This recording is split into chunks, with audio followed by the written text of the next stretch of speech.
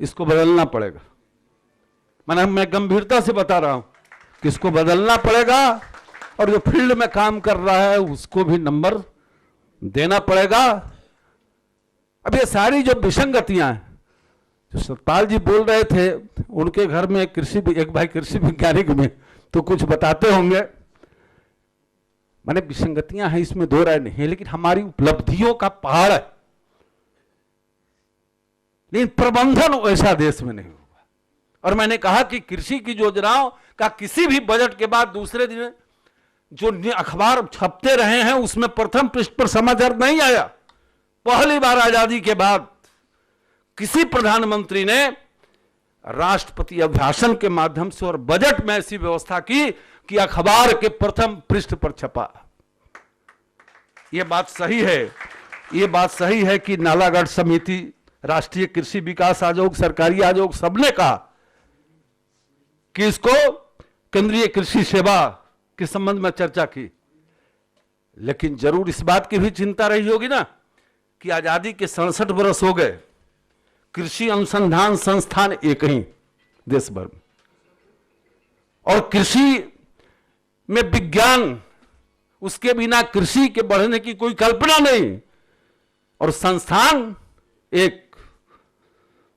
प्रथम पृष्ठ पर समाचार पूर्व के राज्यों में छपा। प्रधानमंत्री ने कहा कि इसी प्रकार के 2 और संस्थान, एक असम और एक झारखंड के अंदर खुलेगा, और कहा नहीं उसके लिए पैसा का आवंटन किया। तो किसी ने कहा कि 200 करोड़ से क्या होगा? अरे 200 करोड़ तो मार्च तक खर्चा भी नहीं कर पाएंगे, वो भी कैसे करेंगे? 4 बार हमने पत्र लिखा, एक बार गए भी झारखंड, मुख्यमंत्री को इससे कोई मतलब नहीं। अब व्यवस्था बदली है। उस दिन हम शपथ ग्रहण में गए थे तो पहली चर्चा ये हो गई कि 10 दिन के अंदर जमीन भेजेंगे और 1 महीना के अंदर शिलान्यास करेंगे। राज्यों के ऊपर भी निर्भर है। ध्यान रखिए कि आखिर ये सारी योजनाएं चलती रही, देश का कृषि विकास दर 4% से ऊपर नहीं गया, लेकिन आज से 7 साल पहले गुजरात का कृषि विकास दर 11% से ज्यादा चला गया, और आज मध्य प्रदेश 24% से ज्यादा चला गया। मुख्यमंत्री खेत तक जाते हैं, जो कृषि वैज्ञानिक हैं, जो कृषि स्नातक है, सम्मान के साथ जिंदगी जीते हैं, उनके साथ लगातार मुख्यमंत्री, कृषि मंत्री बैठते हैं, और इस क्षेत्र में रोजगार के बड़े अवसर वहां पैदा किए गए, नए अनुसंधान किए गए। ऐसी व्यवस्था राज्यों के अंदर, कृषि राज्य का विषय है, तो राज्यों के अंदर ऐसी व्यवस्था आदि नहीं होगी। और हमारी सरकार आई है तो कोई भेदभाव नहीं। इसके पहले राजनीतिक भेदभाव होते थे। दिल्ली में जिसकी सरकार होती थी, राज्य में यदि दूसरे ढंग की सरकार है तो उसकी चिंता नहीं करती थी। हमारे सरकार को तो इतनी चिंता है कि सबसे पहले हम केरल के मुख्यमंत्री के साथ बैठे, केरल जाकर बैठे।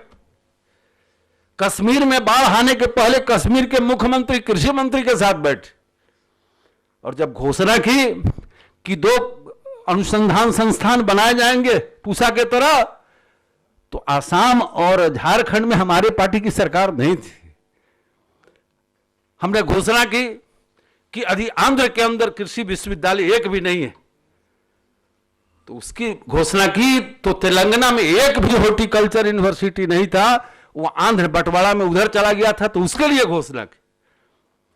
हरियाणा के अंदर हॉर्टिकल्चर की अपार संभावनाएं हैं, तो हरियाणा के अंदर भी हॉर्टिकल्चर यूनिवर्सिटी की घोषणा की। राजस्थान में एग्रीकल्चर यूनिवर्सिटी की घोषणा की। पैसा की बात करते हैं, दोनों चारों के लिए पैसा रखा हुआ। अभी जमीन आया है, रिपोर्ट तेलंगाना और आंध्र का भी पैसा भेजे हैं, और राजस्थान का आ रहा है, वहां जाएगा। और फिर अभी हम जा रहे हैं हरियाणा, बैठकर करेंगे। पहले जैसी व्यवस्था आज नहीं है। यदि व्यवस्था होती तो 5 दिन पहले प्रधानमंत्री, मंत्री सारे लोग बाहर रहते। 25 से 1 जनवरी तक, 2 जनवरी तक कोई अधिकारी और मंत्री दिल्ली में मंत्रालय में तो दिखाई नहीं पड़ता। और मैं बहुत अच्छा मानता हूं कि आज साल का अंतिम दिन आप यहां हैं, और साल का पहला दिन भी यहां रहना है। तब इस दिशा में आपके कदम तेजी से बढ़ेंगे, जिस दिशा में आप लगे हुए। शिक्षा के बिना आज कृषि को आगे बढ़ाने का सपना भी नहीं देखा जा सकता है। अब ये बात ठीक है कि परंपरागत खेती, परंपरागत कृषि, उसका भी महत्व है, दोनों के साथ तालमेल बैठाना पड़ेगा, नहीं तो अंधाधुंध रासायनिक खादों के प्रयोग के कारण पंजाब की मिट्टी मर गई, हजारों एकड़ मिट्टी मर गई। अब ये संतुलित रासायनिक उर्वरकों का प्रयोग, लेकिन दूसरी ओर परंपरागत कृषि विकास की योजना को आगे बढ़ाना। फिर मैं बजट पर आता हूं। यदि पिछली सरकार परंपरागत कृषि के लिए, जैविक खेती के लिए 100 रुपया प्रति हेक्टेयर देता था, तो हमने उसको 300 रुपया प्रति हेक्टेयर कर दिया और 100 करोड़ रुपया अलग से पूर्वोत्तर के राज्यों के लिए दिया है कि वहां मिशन मोड में इस काम को हम चलाएंगे। शिक्षा के क्षेत्र में 2 सेंट्रल यूनिवर्सिटी, एक इम्फाल, सरकार बनने के बाद 3 महीना पहले 750 करोड़ रुपया दिया। अब सेंट्रल यूनिवर्सिटी की भी हालत कैसी, इसकी कल्पना आप नहीं कर सकते। पूर्वोत्तर के 6 राज्यों में कहीं हॉर्टिकल्चर की अच्छी स्थिति है, कहीं फिशरी की अच्छी स्थिति है, कॉलेज नहीं। 750 करोड़ रुपया जो इम्फाल सेंट्रल यूनिवर्सिटी के मजबूतीकरण के लिए और 6 नए कॉलेज 6 राज्य में, जो प्रकृति है, कहीं फिशरी, कहीं हॉर्टिकल्चर, कहीं एग्रीकल्चर, कहीं वेटनरी कॉलेज खोलने के लिए 750 करोड़ रुपया दिए। झांसी, बुंदेलखंड घोषणा तो हो गई थी, लेकिन न VC का नियुक्ति हुआ था। वो चुनाव के लालच में उस समय घोषणा हो गई, न VC की नियुक्ति, न उसका लोक हो, न प्रबंध समिति, वो चुनावी घोषणा था। हमारे मंत्रालय की जमीन थी, उस पर काम तेज किए हैं, VC को नियुक्त किया है, प्रबंधकारिणी बनाई है, और बुंदेलखंड चाहे आधा मध्य प्रदेश में हो या आधा उत्तर प्रदेश में हो, 4 नए कॉलेज के लिए भी पैसे हमने दिए। ये 6 महीना की मैं बात बता रहा हूं। ये 6 महीने के अंदर जो कुछ हुआ है कृषि के क्षेत्र में, आजादी के बाद यदि इसी प्रकार का ध्यान रहता तो आज कहां से कहां चले गए रहते, और तब कृषि, केंद्रीय कृषि सेवा बनाई जाए, इसकी मांग नहीं करनी पड़ती। क्योंकि जिस क्षेत्र में हम जितना तेजी से बढ़ते हैं, उसी आवश्यकता को ध्यान में रखकर उसके लिए बड़े बड़े सृजन के काम होते हैं।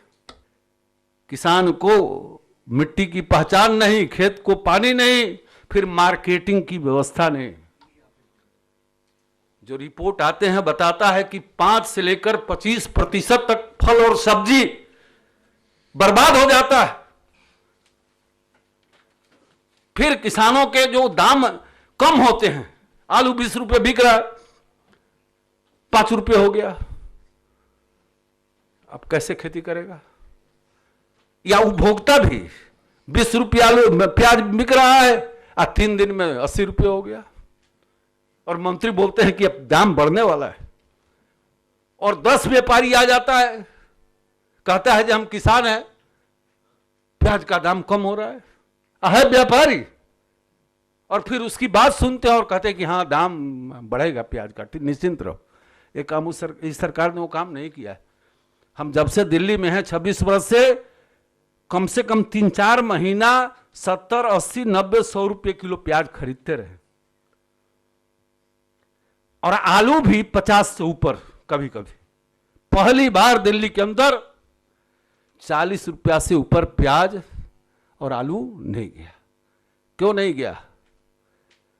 ये जो मंडी कानून था, ये मंडी कानून के तहत जो फल और सब्जी है उसको भी मंडी के अंदर लाना, इधर उधर किसान नहीं बेच सकता, और वहां मनमानी दाम देना और मनमानी दाम पर मार्केट में बेचना।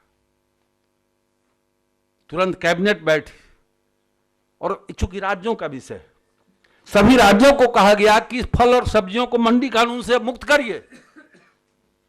और दिल्ली में संजोग से उस समय राष्ट्रपति शासन था, तो भारत की सरकार की ही सरकार दिल्ली में थी, तो यहां पर मंडी कानून से उसको मुक्त किया कि खुले बाजार में बेचो।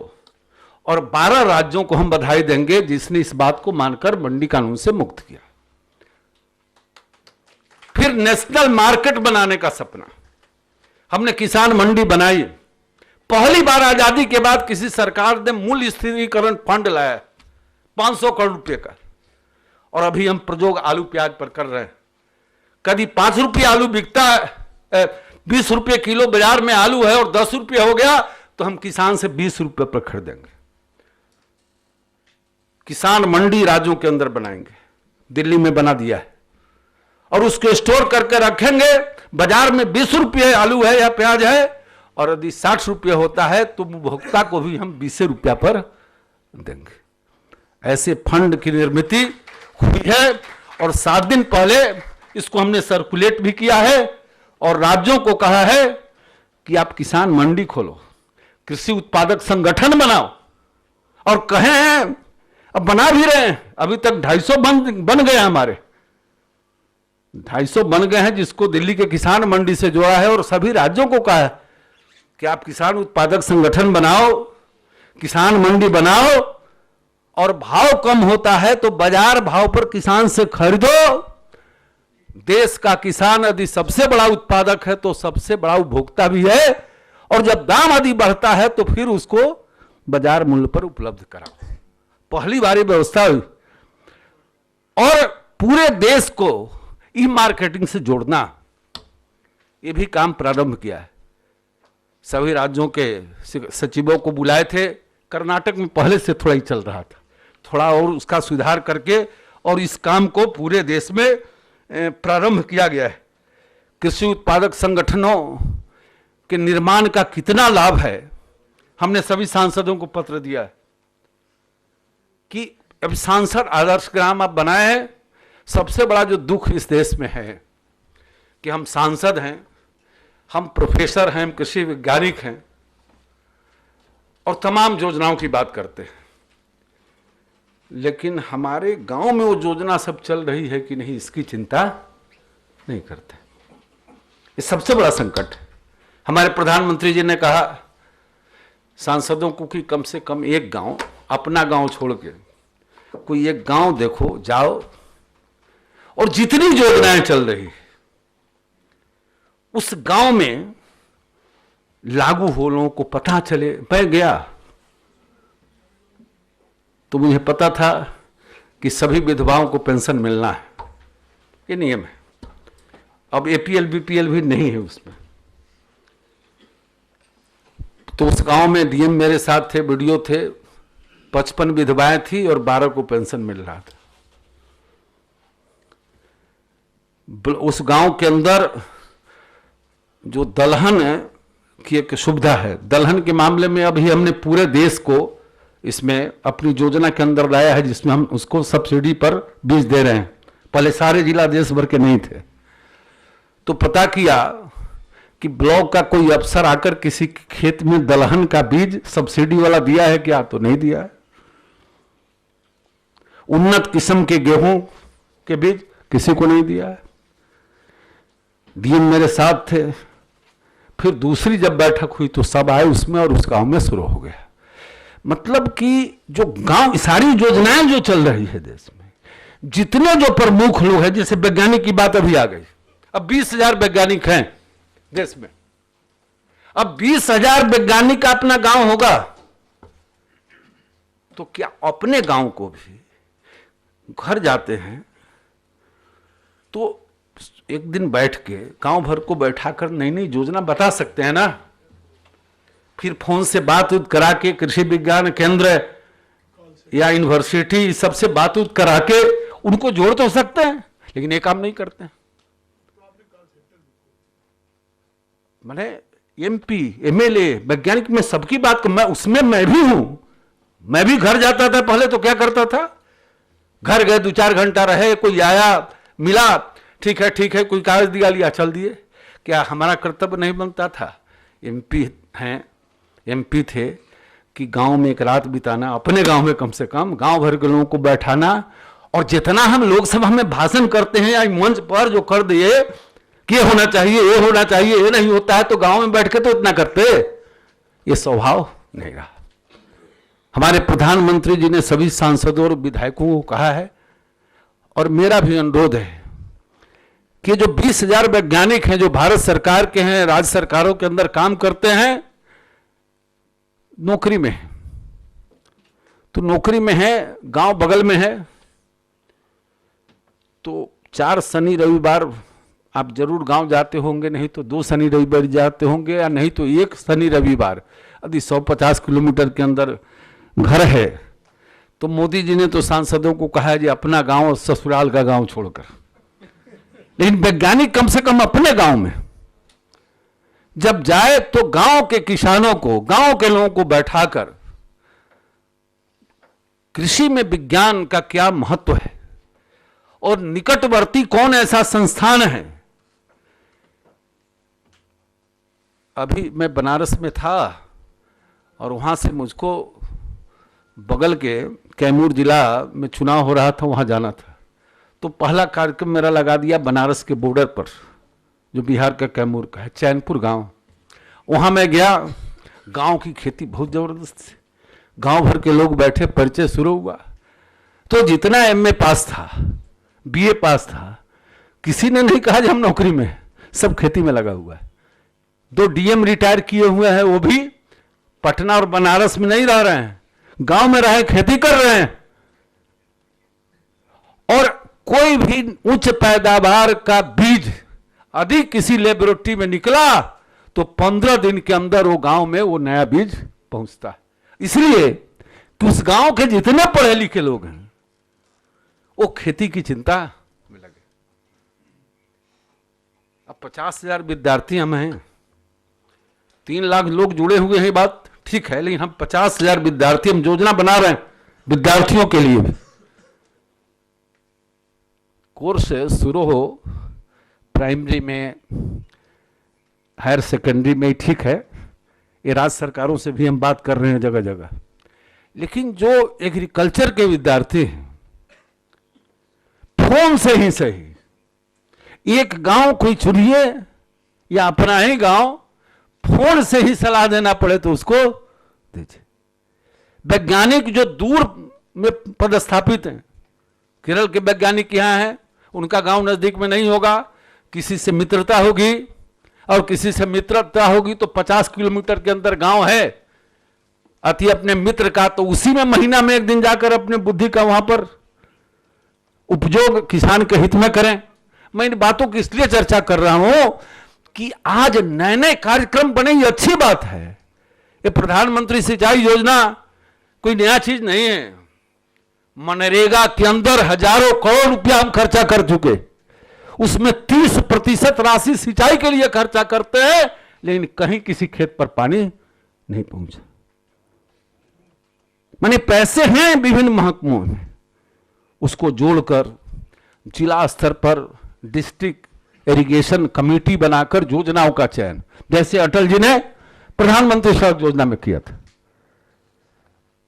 कि जिला स्तर पर किस पंचायत से जानकारी लेकर कि किधर खेत की ओर पानी नहीं है, उसके लिए योजना बनाना, और राज्य स्तर पर उसकी मंजूरी देना। 5 साल के अंदर 60% खेतों तक पानी पहुंच सकता है। तालाब हैं, तालाब भर गए, जो जल संचयन होता था, जो डीप बोरिंग होता था गांव में, उसके नाले बने हुए हैं, समाप्त हो गए।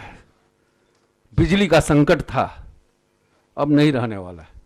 गुजरात में नहीं है ना, मध्य प्रदेश में नहीं है। और कृषि के लिए अलग फीडर है। 2 राज्य तो ऐसे हैं, लेकिन भारत सरकार ने शुरू कर दिया कि कृषि के लिए अलग फीडर पूरे देश के अंदर। मैंने कुल मिला जुलाकर जो योजनाएं देश में चल रही है वो कैसे प्रभावी बने, उसका क्रिया